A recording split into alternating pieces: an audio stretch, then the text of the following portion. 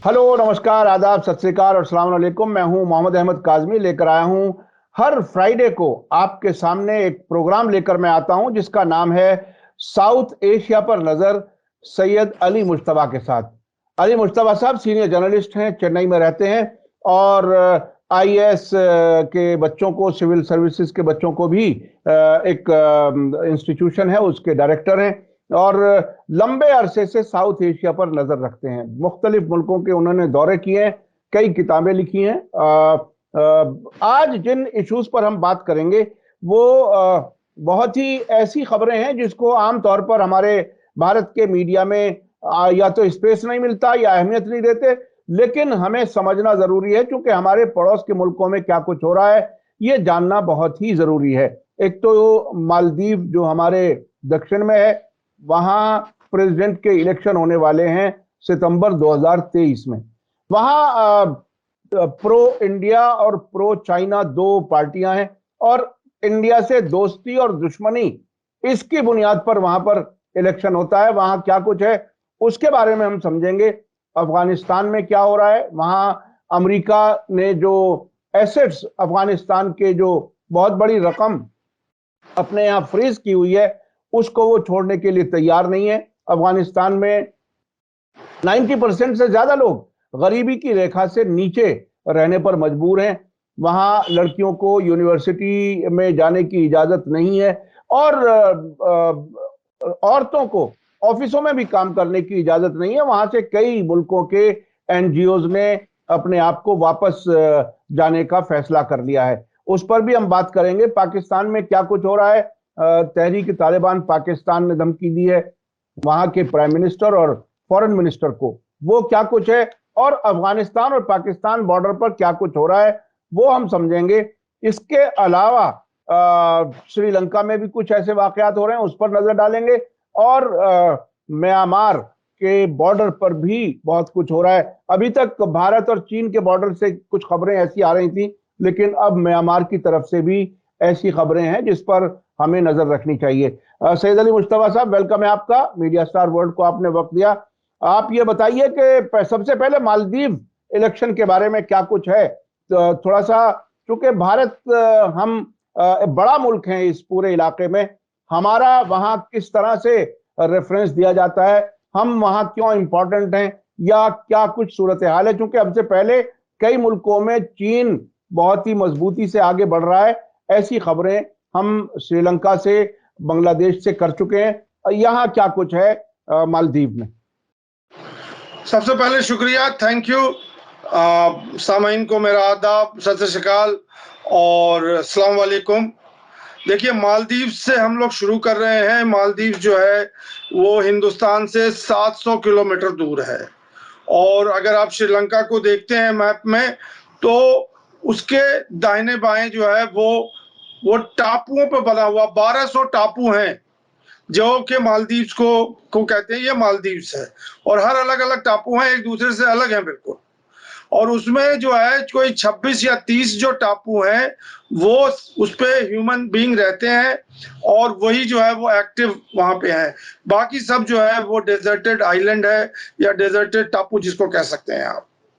अब यहाँ पे ये जो मालदीव्स की जो जगह है ये स्ट्रेटेजिकली बहुत इंपॉर्टेंट है और ये ब्रिटिश ने इसको 1965 में आजाद किया और उसके बाद जो है कोई 10 साल तक जो है ब्रिटिश जो है अपनी प्रेजेंस बनाए रखा। और क्योंकि वो पूरा जो सी लेन है, मतलब गल्फ की तरफ से होता हुआ इधर इंडियन ओशन को क्रॉस करता हुआ वो मलक्का स्ट्रेट की तरफ जाता है, वो मालदीव की तरफ से जाता है। मालदीव के का जो इकोनॉमी है वो शिपिंग पे है, टूरिज्म पे है और फिशरीज पे है। और पूरे मालदीव की आबादी जो है वो 5.5 लाख है, जो कि दिल्ली के एक मोहल्ले के बराबर होगी। तो ये वहां की हालात है। वहां का जो करेंसी है हिंदुस्तानी 1 रुपये, मतलब हिंदुस्तानी वहां का 1 रुपया, वहां रुपया नहीं कहते, उसको रुपया कहते हैं। मतलब रुपया है लेकिन वो रुपया हो जाता है, फा बोला जाता है। पी नहीं बोला जाता, पौ नहीं बोला जाता है। तो वहां के 1 रुपया मालदीव्स का, यहाँ का 4 रुपया, मतलब हम जो है उनसे कम है।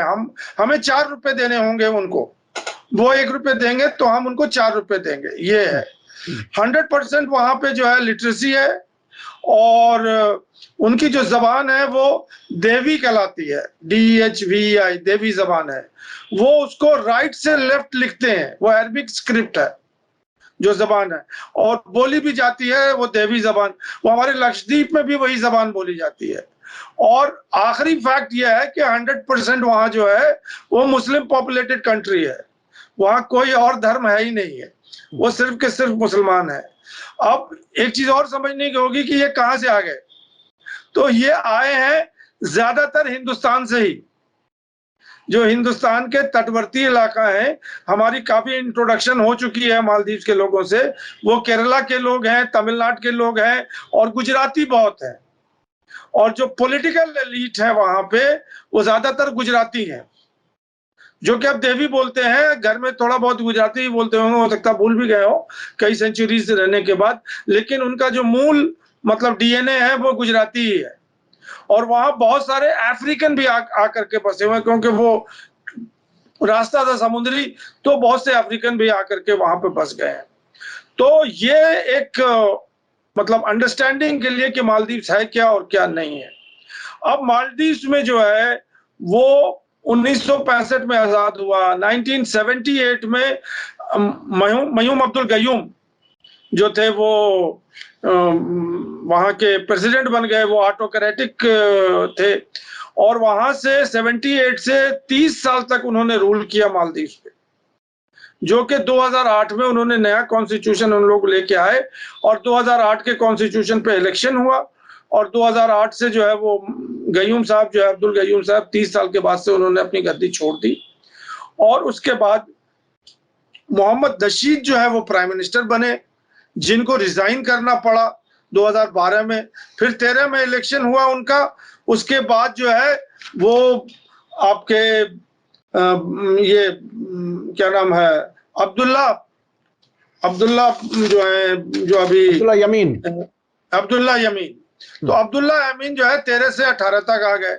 और उसके बाद 18 के बाद फिर इलेक्शन हुआ, तो उसमें इब्राहिम मोहम्मद सोले कहलाते हैं अंग्रेजी में, साले जो है वो उर्दू में कहलाते हैं। तो अभी उन्हीं की हुकूमत चल रही है। तो ये एक पॉलिटिकल जो वहां पे जो हालात हैं वो ये हैं। और वहां पे अभी तक जो है वो 11 पॉलिटिकल पार्टी हैं, लेकिन 2 पॉलिटिकल पार्टी जो हैं, जो कि मतलब एग्जैक्टली जो बांग्लादेश में हो रहा है, एक प्रो इंडिया पार्टी है अवामी लीग, तो वहां पे Myanmar democratic party of Maldives, Maldives democratic party जो है वो जो है वो प्रो इंडिया पार्टी है, मालदीव MDP। और दूसरी पार्टी जो है वो प्रोग्रेसिव पार्टी ऑफ मालदीव्स है, जो कि अब्दुल्ला मतलब यमीन जो है उसको चला रहे हैं। और अब्दुल्ला यमीन जो है वो 13 से 18 जो उन्होंने चलाया, उसमें वो खुल के प्रो चाइना अपने आप को कहते हैं। और अभी जो है 2020 से उन्होंने जो है वो एंटी इंडिया आउट, ये कैंपेन चल रहा है अभी मालदीव्स में, इंडिया आउट का, जिसमें आप देखेंगे कि वो रेड टी-शर्ट पहन के लोग जो है रोड पे घूम रहे हैं, उस पर लिखा हुआ है इंडिया आउट। और इनकी स्ट्रीट पावर का ये हालत है कि अभी पिछले साल, अब 2022 में जून में जो है वो माले जो उनका कैपिटल है, उसमें योगा का एक प्रोग्राम इन्होंने रखा था। वो 21 जून को शायद वहां पे था, वो योगा डे जो इंडिया में मनता है उसी का। उसमें इनके जो ट्रूपर्स थे वो पहुंच गए और सारे योगा वालों को जो है वहां से भगा दिया स्टेडियम से। और अभी 1 हफ्ता पहले या 10 दिन पहले इंडिया के मतलब एक्सटर्नल मिनिस्ट्री का जो है वो एक बयान आता है, वो अपने अरविंद बागची साहब जो है उनका, कि मतलब वहां पे वो जो गवर्नमेंट को, जो मोहम्मद सोली के जो गवर्नमेंट है, उनको कहा है कि हमारे इंडियन एम्बेसी में जो है आप सिक्योरिटी जो है वो मतलब उसके इंतजाम कीजिए, क्योंकि इंडियन एम्बेसी को किसी वक्त भी अटैक हो सकता है, वहां पे किसी वक्त भी धमाका हो सकता है। और ये काम जो है ये अब्दुल्ला यमीन करने वाले हैं और उनकी पार्टी करने वाली है। तो ये पॉलिटिकल मतलब वो है। और जो मोहम्मद नशीद हैं जो पहले थे मतलब प्राइम मिनिस्टर, वो आए थे 2008 में, और वो इंडिया फर्स्ट पॉलिसी वहां चल रही है अभी इनकी, इब्राहिम सौले की भी चल रही है इंडिया फर्स्ट पॉलिसी। तो नशीद के पार्टी के ही सौले हैं। अब यहाँ पे एक बात और समझनी होगी, वो ये कि मोहम्मद नशीद जब आए थे 2008 में, 2012 में उनको रिजाइन करना पड़ा और उनको बहुत बेइज्जती सहनी पड़ी, यहाँ तक कि उनको कॉलर से पकड़ के प्राइम मिनिस्टर के सीट से उठा के फेंक दिया बाहर उनके कमरे से। और वो इंडिया को उन्होंने अपील किया कि आप इंटरवीन कीजिए और इसको ले लीजिए और उसके बाद यहाँ पे सारी चीजों को यहाँ पे इमरजेंसी लगवा दीजिए कीजिए। वो इंडिया ने कोई नहीं सुना उनकी बात, और फिर वो चले गए एग्जाइल में इंग्लैंड, 2 साल वहां रहे, फिर वो श्रीलंका आए, श्रीलंका से फिर अब वो वापस आ गए यहाँ पे। 2017 में उन्हें इलेक्शन लड़ना था, लेकिन उनके जो सुप्रीम कोर्ट है उन्हें जजमेंट दिया हुआ था कि आप मतलब करप्शन चार्जेस हैं, आपके एंटी नेशनल चार्जेस हैं, आप नहीं लड़ सकते हैं। तो उनका अपने खास दोस्त हैं, ये इनका नाम है इब्राहिम मोहम्मद सौले, जो उनके बचपन के दोस्त हैं। और एक चीज और आपको बता दूं, इब्राहिम मोहम्मद सौले का जो निक नेम है वो कहलाते हैं इब्बू मियाँ। अच्छा, इब्बू है वो। तो उनके वहां पे वो जो आप यूपी में मिल जाएंगे आपको इब्बू के नाम से बहुत सारे कैरेक्टर्स, तो वो इब्बू कहलाते हैं। तो वो इलेक्शन नहीं लड़ पाए नशीद साहब जो है 2017 में, और सौले साहब को लड़ना पड़ा डेमोक्रेटिक पार्टी से। अब दोनों जो है, अब नशीद जो है बाद में कुछ बरी हो गए, तो अभी अब ये स्पीकर है अभी जो है, और दोनों एक दूसरे के दुश्मन हो गए हैं, सौले और नशीद। अब ये देखना है कि कौन खड़ा होगा डेमोक्रेटिक पार्टी से, क्योंकि डेमोक्रेटिक पार्टी जो 2008 में थी या 2017 में थी वो आज नहीं है। तो उसके बरक्स जो यमीन की पार्टी है वो संगठित है, और वो मतलब अपना प्रेशर बना रही है कि इस बार जो है 2023 का इलेक्शन जो है वो जीत जाएंगे, और फिर नेक्स्ट ईयर फिर उनकी पार्लियामेंट्री इलेक्शन होगी। इस तरह से वहां प्रेसिडेंशियल इलेक्शन होता है मतलब मालदीव्स में, तो पहले प्रेसिडेंट चुना जाता है। तो अब यहाँ पे ये बात आती है कि मालदीव्स के इलेक्शन में कौन लोग होंगे जो लड़ेंगे, इसलिए कि अभी अब्दुल्ला यमीन को भी जो है वो सुप्रीम कोर्ट ने 12 साल का जो है सजा दे दिया है कि ये करप्शन इन्होंने किया हुआ है, मनी लॉन्ड्रिंग की हुई है और बहुत कुछ किया हुआ है। लेकिन वो ये कहते हैं कि हम नहीं मानते, ये सब जो है पॉलिटिकल स्टंट है। तो ये बड़ा ही मतलब एक इंटरेस्टिंग माहौल जो है वो प्री इलेक्शन माहौल जो है वो बन रहा है, और फाइनली कौन जीत के निकलेगा वो तो वक्त बताएगा। अब इसके हवाले से एक और चीज ये बता दे कि चाइना जो है वो मालदीव्स में बहुत ही स्ट्रांगली अपना प्रेजेंट उसने बनाया हुआ है। मतलब जो लोग अनऑफिशियल ये कहते हैं कि 2 आइलैंड जो है वो मालदीव्स के जो है वो चाइना के कब्जे में है। अनऑफिशियल इंडिया के फॉरेन मिनिस्ट्री ने नहीं बोला है। और लेकिन यह है कि चाइना ने उनके एयरपोर्ट से जो उनका जो लगा हुआ जो एयरपोर्ट है वो टापू है, हुलहुले कहलाता है, वहां पे उनका इंटरनेशनल एयरपोर्ट है जिससे 2 किलोमीटर का फासला है माले कैपिटल। वो ब्रिज उन्होंने बनाई है। अब माले से जो उनका एयरपोर्ट है अब सिर्फ 5 मिनट का फासला रह गया है। मतलब एयरपोर्ट से उतरिए, टैक्सी पकड़िए, माले आ जाइए। पहले जो है एयरपोर्ट से उतरते थे आपको पानी का जहाज लेना पड़ता था, और आधे घंटे के बाद आप माले पहुंचते थे। अब ये 2 से 5 मिनट तक में जो है माले पहुंच जाएंगे। तो माले जो वाले लोग जो हैं, और उनका तो पूरा टूरिज्म पे चल रहा है मामला, सारा चीजें टूरिस्ट के ऊपर है, और इंटरनेशनल टूरिस्ट वहां पे बहुत आते हैं, पूरे दुनिया से आते हैं। तो इस तरह से उन्होंने जो है मतलब चाइना ने अपना इन्फ्लुएंस बनाया हुआ है। और ये जो यमीन है, इनका जो एक्चुअली इंडिया आउट कैंपेन जो चल रहा है, इसको आप समझिए, वो उसका कोई रिलीजियस रीजन नहीं है, उसका बेसिकली मिलिट्री रीजन है। अब माले में क्या है कि माले के पास ना ही उनके पास कैपेसिटी है। मतलब अभी इंडिया ने एक पुलिस एकेडमी खोला है जिसमें वहां के लोगों को वो तैयार कर रहे हैं पुलिस एडमिनिस्ट्रेशन और इसके लिए।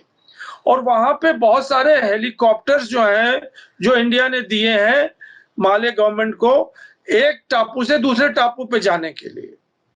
उसपे जो है वो इंडियन जो सिक्योरिटी पर्सनल है, क्योंकि उन्हें उन्हें हेलीकॉप्टर उड़ाना नहीं आता है, तो इनका अब्दुल्ला यमीन का कहना है कि ये अपनी मिलिट्री बेस बना रहे हैं, क्योंकि वो ड्रोनियर एयरक्राफ्ट है, ध्रुव एयरक्राफ्ट है, ये सब एयरक्राफ्ट जो है हेलीकॉप्टर्स हैं जो कि मतलब समुद्र में जाते हैं, वापस आते हैं, एक जजीरे से दूसरे जजीरे में जाते हैं, और ये सब के सब इंडियन पर्सनल कर रहे हैं।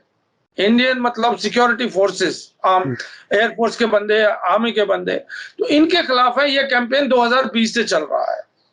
और वो ये कहते हैं कि हमें ट्रेड से कोई लेना देना नहीं है, या पीपल टू पीपल जो कांटेक्ट है उससे कोई लेना देना है, ये मिलिट्री के जो लोग हैं ये बाहर जाएं, दैट इज इंडिया आउट। तो ये बहुत ही अहम हिस्सा था, क्योंकि स्ट्रेटजी के लिहाज से जिस मुल्क की फौज या सिक्योरिटी फोर्सेस किसी मुल्क में होती हैं उसका बहरहाल अपर हैंड होता है। लेकिन आपने बताया कि चीन भी अपना इन्फ्लुएंस बहुत तेजी से बढ़ा रहा है, और खास बात यह कि जो वहां की मालदीव डेमोक्रेटिक पार्टी है उसका अभी कैंडिडेट भी तय नहीं है कि कौन कैंडिडेट होगा। ये जरा कमजोर वाला हिस्सा है, ये आने वाला वक्त बताएगा क्या कुछ सूरत हाल बनती है। अच्छा, अब चलते हैं अफगानिस्तान।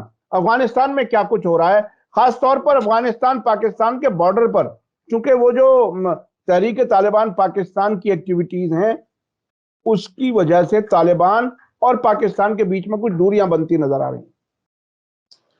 जी, ये अभी कल ही की बात है कि तहरीक तालिबान ने एक स्टेटमेंट इशू किया है, और कि वो जो है वो हमला कर सकते हैं शहबाज शरीफ के ऊपर और बिलावल भुट्टो के ऊपर, अगर ये दोनों, एक फॉरेन मिनिस्टर हैं दूसरे प्राइम मिनिस्टर हैं, अगर वो मतलब तहरीक तालिबान के ऊपर वो आर्मी को लगाते हैं और उनको जो है अटैक करते हैं, उसके रिटेलिएशन में। ये बड़ा स्टेटमेंट आया है उनका, क्योंकि शहबाज शरीफ और बिलावल भुट्टो और उनकी पूरी कैबिनेट ने ये कहा कि we are to zero tolerant to मतलब टेररिज्म, और उनका कहना है कि जो तहरीक तालिबान है वो टेररिस्ट संगठन है और ये टेररिस्ट एक्टिविटी करती है, तो हम जो है मिलिट्री लगा करके इसको जो है मतलब फ्लश आउट करेंगे टेररिस्ट को, ये करेंगे। तो उसके अगेंस्ट में उन्होंने जो है ये स्टेटमेंट दिया है।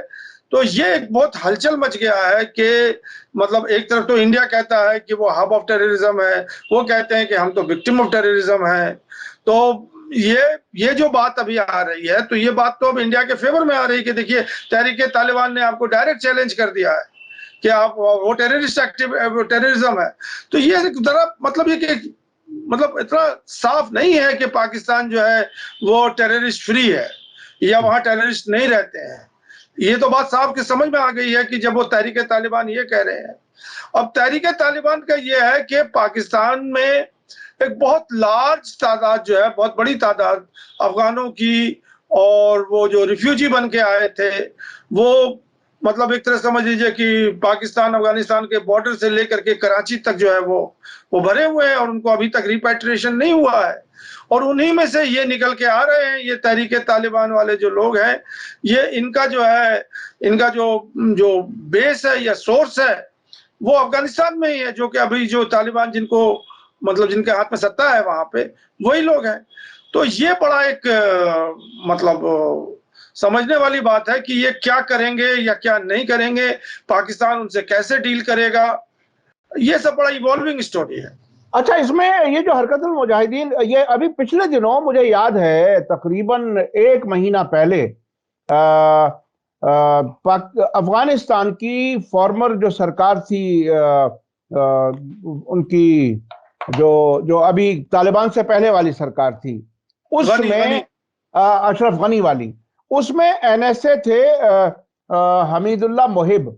उनका एक बयान आया कि पाकिस्तान से हरकतुल मुजाहिदीन और लश्कर तैयबा अफगानिस्तान में मूव कर रही हैं, यानी उन्हें तालिबान ने एक तरह से पनाह दे दी है।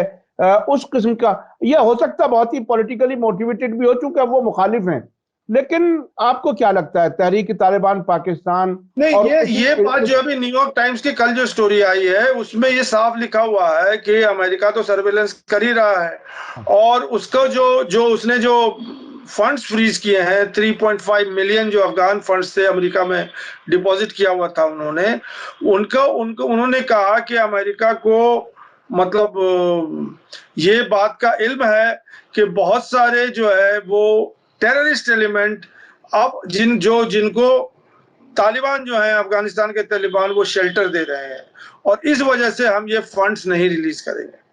तो कहीं ना कहीं ये बात तो सामने आ रही है कि तालिबान अब जो है वो जो 2021 में अमेरिका को रिप्लेस करके आए थे अब वो फिर दूसरे डायरेक्शन में जा रहे हैं, ऐसा अमेरिका संकेत दे रही है।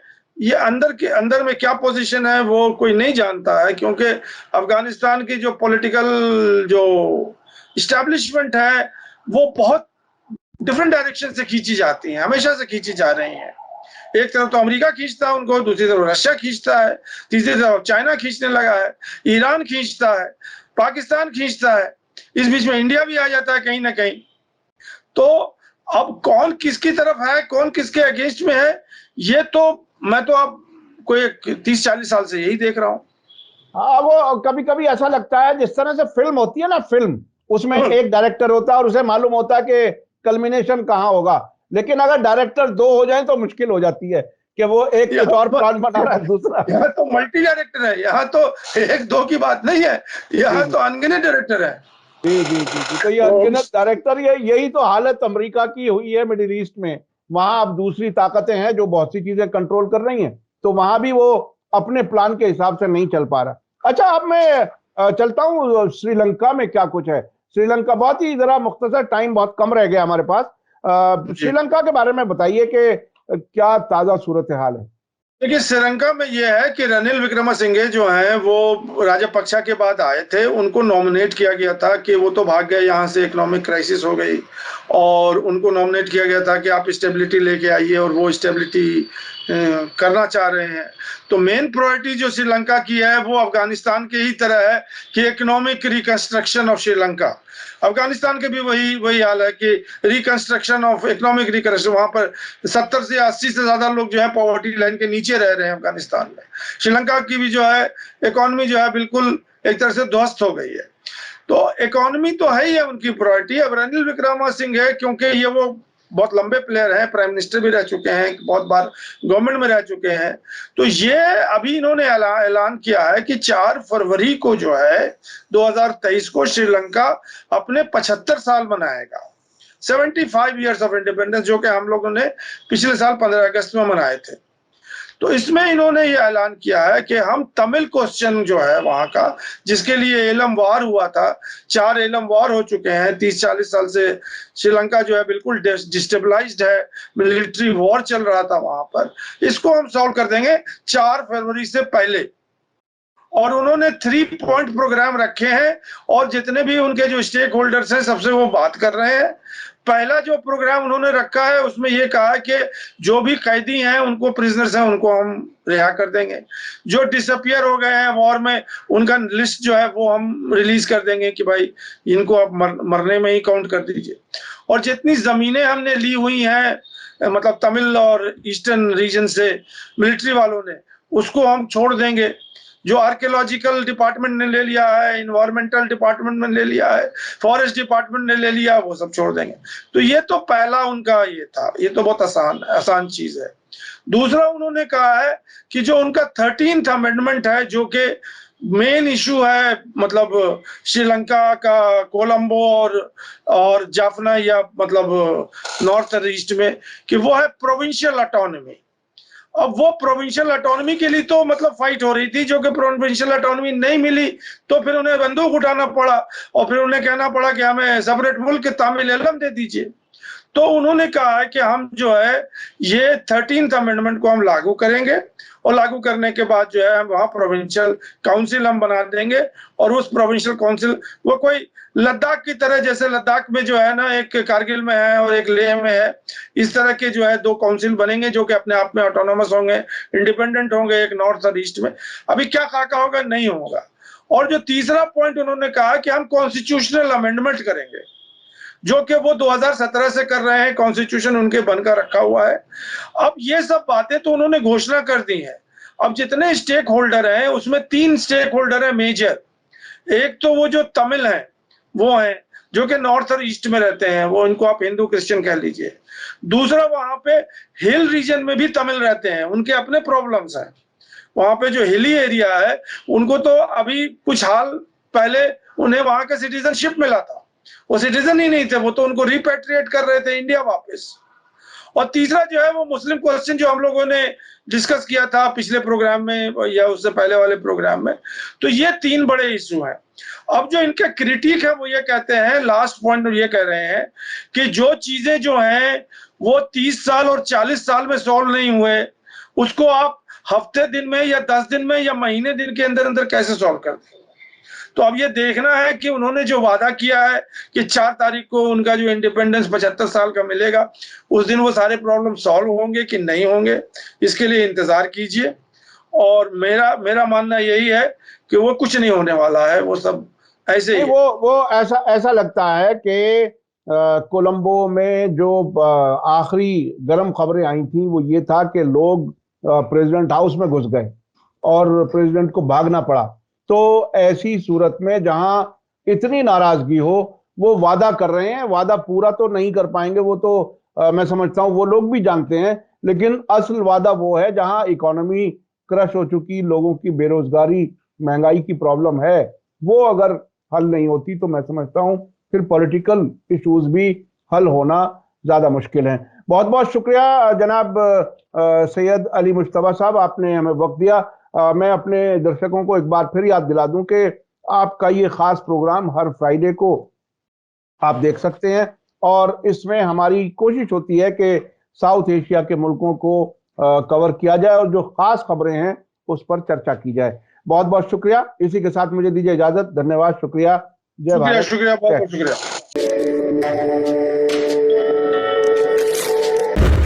मीडिया स्टार वर्ल्ड के और वीडियो देखने के लिए हमारे चैनल को सब्सक्राइब करें और सीधे नोटिफिकेशन पाने के लिए बेल आइकन दबाएं। और अगर हमारी खबर सच्ची और अच्छी लगे तो अपने व्हाट्सएप, इंस्टाग्राम, फेसबुक और ट्विटर अकाउंट पर जरूर शेयर करें।